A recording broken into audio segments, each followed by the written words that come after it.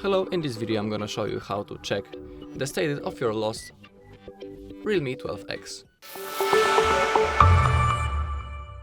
Okay, so let's begin. So we are on the IMEI.info page currently, and in this bar we need to type our IMEI number.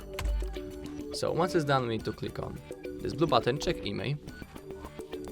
And now if you scroll down you can find the basic information about the phone, but we need to scroll a little bit more until we find the lost device check. So let's click on it. In here we need to type our IMEI number. Also, if you want, you can type the second one and the serial number, but it's not necessary. And now once it's done, simply click on this blue button, check lost/stolen status. Okay, and now as you can see, this device is reported in IMEI.info lost/stolen database.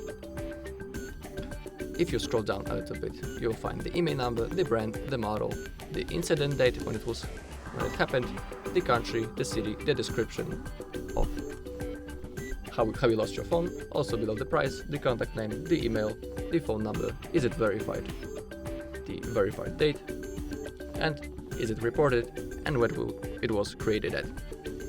Okay, and if you don't know how to report your phone as lost or stolen, you need to simply click on lost device ad above.